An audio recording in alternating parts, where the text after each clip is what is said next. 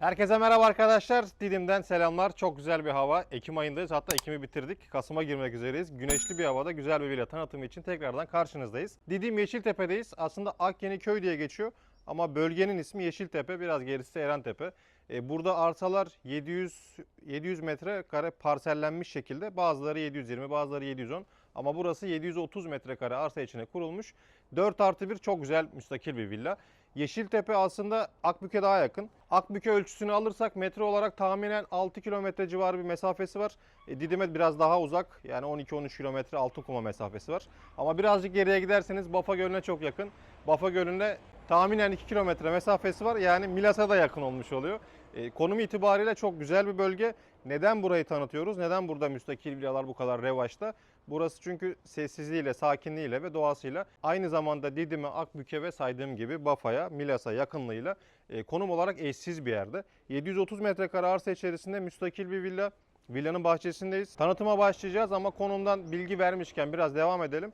Burada villa sahibi olacaksanız, burada yaşayacaksanız ya da burada tatilinizi yapmayı düşünüyorsanız burada öyle ağam şam gece hayatı, restoranlar vesaire kafeler beklemeyin. Çünkü burada öyle bir şey yok. Burası sadece kafa dinlemelik güzel bir bölge, sessiz bir bölge. Başta da söylediğim gibi. Şu anda da dışarı aslında ses izolasyonu açık değil. Çok gelmiyor ama sadece rüzgarın sesini kulağınızla alabiliyorsunuz. Ki rüzgar gülleri burada meşhur. Birazcık daha ileriki taraflarda. Rüzgar gülleri de çok fazla var. Drone görüntüleri de çekip paylaşacağız. Oradan yansıyan varsa görebilirsiniz. Burada tek yapabileceğiniz şey alışveriş.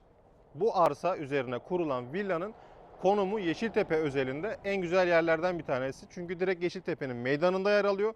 Alışveriş için hemen 5 adım ileride Carrefour var. Oradan alışverişinizi yapabiliyorsunuz. Çok sıkıldıysanız eğer burada aldınız ya ben pişman olmak da istemiyorum diyorsanız gidebileceğiniz en yakın yer dediğim gibi deniz olarak Akbük ya da eğlence hayatı gidelim birazcık kafa dağıtalım diyorsanız Didim'e geleceksiniz. Bence avantajlı bir yer. Çünkü bu imkanlara sahip olup sadece canınızın istediği zaman gidebileceğiniz bir bölge. Villanın şu anda bahçesindeyiz. Otopark alanı şöyle biraz dönebilirsek güzel bir kapısı var. Kapıdan içeri girince otoparkın üstü kapalı. En çok dikkat ettiğim alanlardan bir tanesi de budur. Çünkü burası güneşi nemine kadar az olursa olsun güneş çok yakıcı bir bölge. Didim olarak genel itibariyle baktığımızda. Araba yanıklarımız da olmasın. Arabayı park ettiğimizde üst tarafta gölgeli de olsun. Bence güzel bir durum. Bahçe alanından devam edebiliriz. Villamızın bahçesi aslında villa arsanın 730 metrekare arsanın dip tarafına konumlandırılmış. Birazdan şimdi çok güzel bir terası var bu arada. Terasa çıktığımızda oradan da göstereceğim. Yandaki villa bunun tam tersi olarak konumlandırılmış. Ama böylesi tabii ki tercihe göre değişir. Benim için daha avantajlı bir durum. Geniş bir bahçe alanı var. Sadece birazcık bakıma ihtiyacı var diyebiliriz villanın.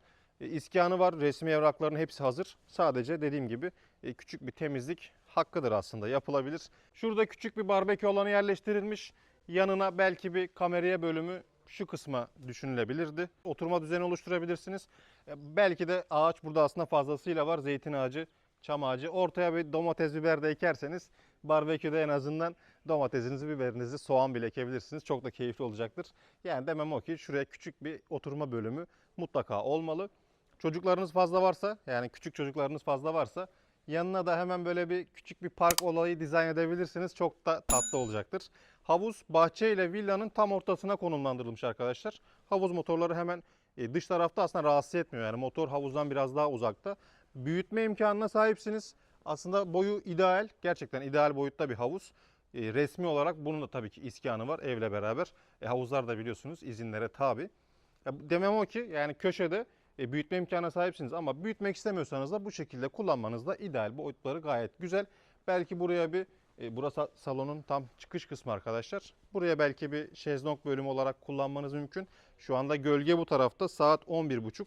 Güneşin olduğu yerleri de görüyorsunuz. Oraları da kullanabilirsiniz ama güneş bu tarafa doğru kaydığı için 1-2 saat sonra burası tamamen güneş olacak. Belki otomatik bir tenteyle burayı komple kapatıp bahçe mobilyası yerleştirme imkanına sahipsiniz. Gözümden kaçtı. Arka tarafta şimdi duş bölümümüz var. Bu çok sık rastladığımız bir durum değil. Olması gerekiyor mu? Tabii ki de olması gerekiyor. Yani bir villa, müstakil villa, havuzlu. Denizden girip çıkacaksınız. Uzak bile olsa sadece havuzdan çıkıp üzerinizdeki kloru atmak için dışarıda bir duş bölümü bence mutlaka ve mutlaka olması gerekiyor. Dediğim gibi çok sık rastlamıyoruz. Ama olanlar da Güzel bir avantaj bence. Karşıda çok güzel bir çam ağacı var. Onu da drone'dan mutlaka göreceksiniz. Güvenlik kamera sistemleri villanın içinde yer alıyor. 2, 4 burada gördüm. 2 de arkada var. Yani her tarafı izleyebilirsiniz. Yurt dışındaysanız ya da buraya uzak bir şehirden tatile gelecekseniz bunları görmenizde büyük ihtimalle fayda var. Oturduğunuz yerden en azından telefondan ya evime kim giriyor, kim çıkıyor, bahçede kim var, kim yok. Bahçe demişken giriş kısımda atladım. Çitlerde birazcık daha yükseltebilirsek her zaman da söylerim daha bir müstakilin hakkını verebilir diye düşünüyorum. Bu kadar şeyi konuştuk söyledik, fiyatı söylemedik arkadaşlar. 19 milyon 800 bin Türk lirası buranın fiyatı varmış. Varmış diyorum çünkü az önce öğrendim. Talep üzerine geldik çekime. Şöyle bir durum var. Burada arsaların fiyatları bu bölgede yani meydana yakın bölgede 700 metrekare arsaların fiyatları 7 milyon arkadaşlar. Burası 730 metrekare. Metrekare hesabına vursanız 7,5'a, 7,300'e, 7,400'e yaklaşıyor buranın sadece arsa fiyatı. Bir o kadar da buraya masraf etmeniz gerekecek. Minimum 8 milyon burada inşaatın, müstakil bir villanın, havuzun hepsinin dört dörtlük çıkması için. Baktığınız zaman maliyetleri hemen hemen 16, 17, 18 rahatlıkla çıkabilecek maliyetler. Ufak bir araştırma yaparsanız zaten fiyatlarında ne olduğunu göreceksiniz. Direkt bölmeden çelik kapıdan hemen girişimizi yaptık. Çelik kapıdan girer girmez karşı tarafta merdiven altına böyle boylu boyunca açık bir şekilde vestiyer yerleştirilmiş. Ayakkabılık da böyle merdivenin dibine doğru itilmiş diyebilirim. Çünkü itilmesi de gayet güzel açık bırakılmış. Belki bir kapak yapılabilirdi. Burada şimdi arkadaşlar giriş katta şimdiye kadar tanıttığım villaların hepsine demeyeyim, bazılarında giriş katta bir oda var. İlk defa iki odalı yani giriş katında iki oda bulunan villa tanıtacağız. O yüzden odalara sonradan gireyim. Öncelikle salon ve mutfak alanına giriyorum. Açık bırakılmış bir kapı bölümü var. Buraya kapı çift kapı yapılabilir ya da direkt askılık olarak kapatılabilir. Separatör kullanılabilir. Belki bir Amerikan bar kapısı gibi tekmeyi vurup açacağınız açılır kapanır kapılar yapabilirsiniz. O da zevkinize kalmış. Açık kalırsa bir sıkıntısı var mı? Bence bir sıkıntısı yok. Isıtma olarak düşünecekseniz eğer ya ben kışın geldim burayı nasıl ısıtabilirim çok zor diyorsanız doğalgazımız var artık. Geldiğinizde bir doğalgaz tesisatı yerleştirirseniz komple her tarafı ısıtma imkanına sahip oluyorsunuz. Salon alanında zeminde 60'a 120 seramikler var. Mermer görünümlü. Salondan direkt sürgülü kapı ile beraber havuz alanına ve ön taraftaki boş alana çıkabiliyorsunuz. Burada TV ünitesi olarak sade bir ünite tercih edilmiş. Gerçekten sade. Sadenin hakkı bu yani. Hiç öyle süs püs görsel ıvır zıvır bir şey yok. Direkt televizyon ünitesi amacına uygun. Televizyonu yerleştiriyorsun. Alt tarafta rafı var. Üst tarafta iki rafı var. Televizyon teçhizatlarını da oraya yerleştirebiliyorsun. Ya uydudur, ne bileyim belki PlayStation oynuyorsundur. Alt tarafa yerleştirirsin. Mutfakla salonu birbirinden ayıran ada mutfak var.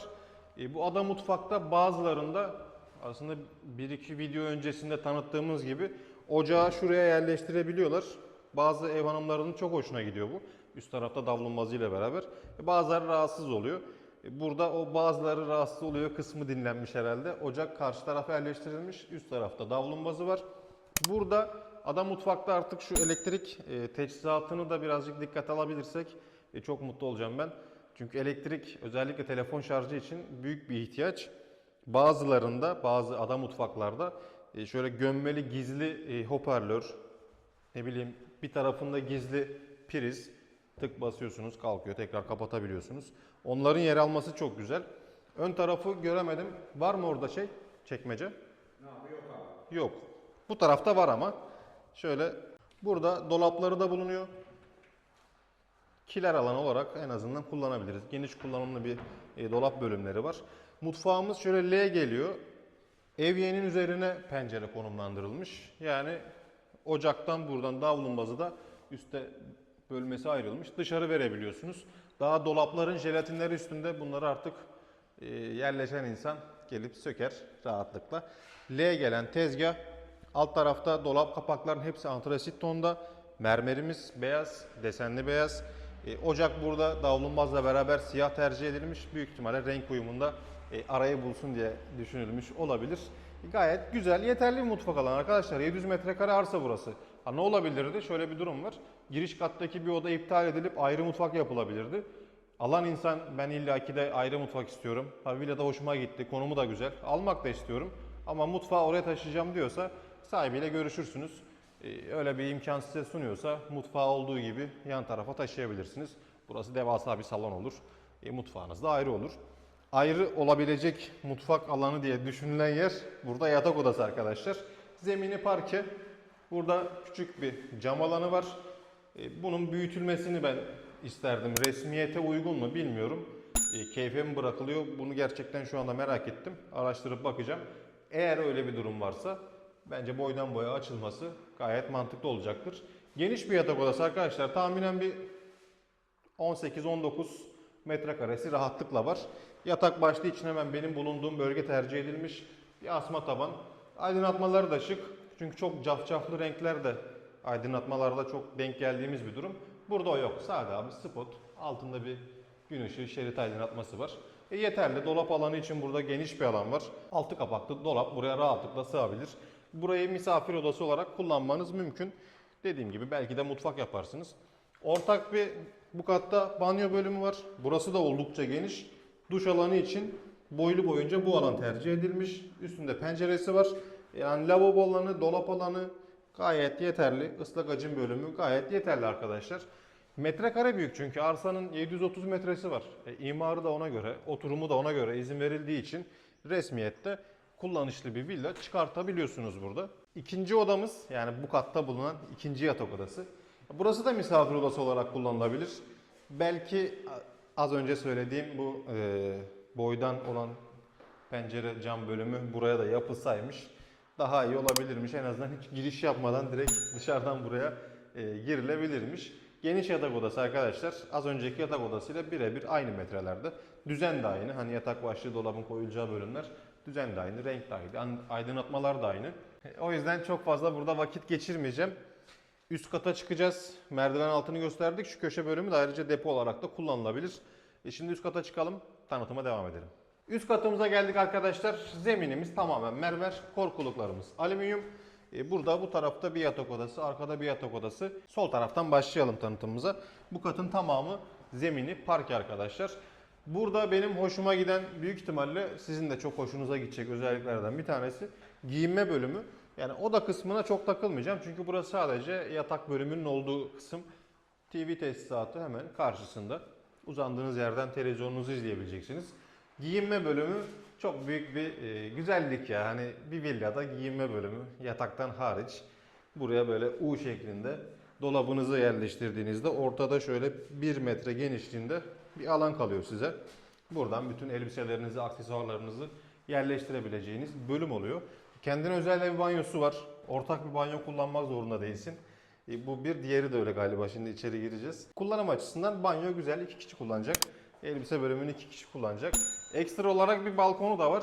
Yani burası sadece bu oda üzerinde 1+1 daire desek yani hakkıdır bence. Balkonu geniş. Sadece burası için balkonu geniş. Yatağı var, giyinme bölümü var. Oraya mutfak yapsan aslında. İç taraf aslında mutfak yapsan açık mutfak. Burada bir salon bölümü. Banyosu da var. Balkonu da var. 1+1 daire yani. Burası birebir. Gerçekten 1+1 daire. Yan taraf 1+1 daire. Alın otel olarak kullanın. Mantıklı. Ticari amaçla kullanıyorsanız bence mantıklı yani. Balkon bölümü standardın gerçekten üstünde gideri var, musluğu var. Yıkayabiliriz. Teras bölümünü oradan görüyorsunuz. Çok devasa büyük bir terası var. Yani belki de başkası yapsa orayı da oda yapar. Ekstra bir oda daha olsun diye, 5 odalı olsun diye yapılabilir. Ama yapmamışlar. Terası geniş bırakmışlar. Bu katta ben burayı ortak banyo sanıyordum. Ortak banyo değilmiş. Her odanın kendine özel banyosu alınca ortak banyo gerek kalmamış. Şöyle girelim içine. Burası çamaşır bölümü. Tesisatları hazır. Çamaşırınızı, kurutmanızı. Burada bir dolap yapıp işte havlu, çarşaf, pike vesaire bütün eşyalarınızı yerleştirebilirsiniz. Deterjanlarınızı koyabilirsiniz.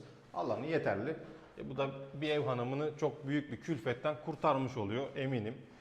İkinci yatak odamız bu katta. İlk gördüğümüz yatak odasıyla birebir aynı özelliklerde. Bunun balkonu yok. Burada ortak bir teras alanı var. Onun da bir kısmını buraya biçersek burası da balkonsuz kalmasın. Yine aynı şekilde giyinme bölümü ve yine aynı şekilde kendine özel banyosu bulunuyor. Bu yüzden burada çok fazla vakit geçirmeyeceğim. Birebir aynı. Bu katta gördüğünüz ilk yatak odasıyla birebir aynı özellikler arkadaşlar. Teras alanına çıkıyoruz. Teras alanı yani bir villada Aslında zaten bahçe alanı fazla burada var. Çok büyük bir bahçe bölümü var. Bu kadar terasta ikinci bir bahçe bölümü gibi olmuş. Yani minimum 80 metrekare burada sadece teras bölümü var. Ve mutfak tezgahı var. Yani bu olmasaydı mesela ben şunu rahatlıkla söylerdim. Buraya bir küçük mutfak tezgahı yapılsaymış çok güzel olurmuş derdim. Bana o cümleyi vermemişler. Hoşumuza gitti. Kullanabileceğiniz bir evyesi, çekmeceleri, dolabı. Terasta çok vakit geçirecekseniz ya da kalabalık bir aileyseniz ya da misafirleriniz geldi. Birisi aşağıda, birisi yukarıda. Burada da bir düzen oluşturulması çok tatlı olacaktır. Terastan havuza atlayabilir miyiz abi buradan? Bak Berkant şimdi terastan havuza atlamayı düşünüyor. Gelin hemen onu ölçelim beraber. Havuza yetişebilir miyiz? Havuza yetişmemiz buradan çok zor ama yakın olsaydı atlanır mıydı? Atlanırdı. Benim de sevdiğim aktivitelerden bir tanesi. Giriş katta söylediğim bir özellik vardı. Hani yan taraftaki villa sırtını bizimkiyle tam tersi yapmış. Buradan görebiliyorsunuz arkadaşlar. Yeni yapılan bir villa o da. Onun ön cephesi havuzu. Kendini yola sırtına vermiş. Bizim ön tarafımız yol. Karşı tarafta Carrefour. Burası Yeşiltepe'nin tam meydanı. Güzel bir villa gezdik. Kanalıma abone olmayı sakın unutmayın. Bizleri takip etmeye devam edin. Bir sonraki tanıtımda, bir sonraki villada görüşmek üzere. Şimdilik kendinize iyi bakın. Hoşçakalın.